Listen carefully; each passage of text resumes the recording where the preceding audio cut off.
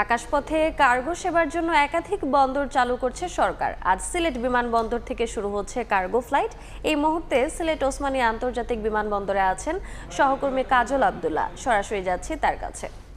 কাজল,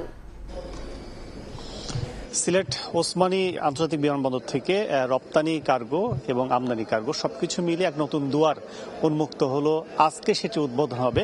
এখান থেকে cargo service শুরুতেই এই উদ্বোধনী অনুষ্ঠানের মধ্য দিয়ে আজকে সন্ধ্যা 7টার দিকে সিলেট থেকে সরাসরি স্পেনে যাবে ডেডিকেটেড একটি চার্টার ফ্লাইট। এই ফ্লাইটের মাধ্যমেই শুরু হবে সিলেট থেকে কার্গো সার্ভিসের যাত্রা। এবং একটু যদি বলে যেতে চাই, সেটি হচ্ছে যে আমরা দেখতে পাচ্ছি যে ইডিএস মেশিন সহ সবকিছু সেটআপ এখানে অবকাঠামো নির্মাণ শেষ। এই ভিতরের যে পণ্যগুলো আমরা দেখতে পাচ্ছি সে পণ্যগুলো কিন্তু দুদিন আগে এখানে ইডিএস মেশিনের মাধ্যমে পরীক্ষা নিরীক্ষা শেষ করে এখানে লোড করা হয়েছে।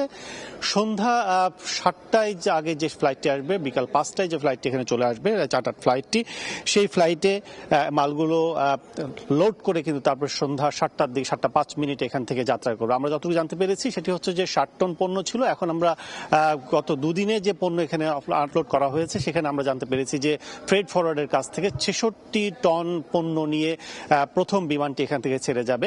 সেক্ষেত্রে কিন্তু বলতে চাই যে স্ট্যান্ডার্ড, অর্থাৎ ইউরোপে ইউনিয়নের স্ট্যান্ডার্ড রয়েছে, ইউরোপে যে পণ্যগুলো রপ্তানি করা হয় সেই স্ট্যান্ডার্ড মেনটেন করেই কিন্তু এখান থেকে পণ্যগুলো পাঠানো হচ্ছে।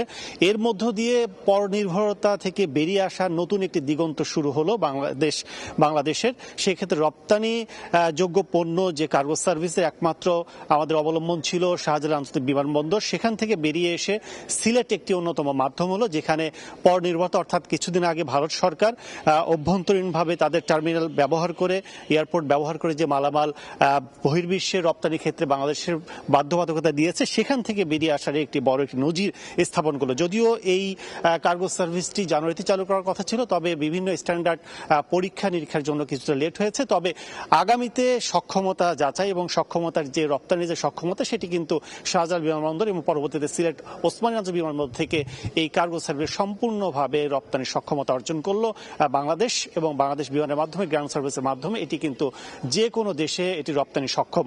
এবং এরপরেই আগামী নতুন থার্ড অপশন হিসেবে চালু হতে যাচ্ছে চট্টগ্রাম বিমানবন্দর। এবং আগামীতে রপ্তানি কার্গো সার্ভিসের কোনো ধরনের সমস্যা কিংবা সংকটে পড়বে না বাংলাদেশ। তো আমার কাছে এই ছিল এখন পর্যন্ত সিলেট ওসমানী আন্তর্জাতিক বিমানবন্দর থেকে সবশেষ।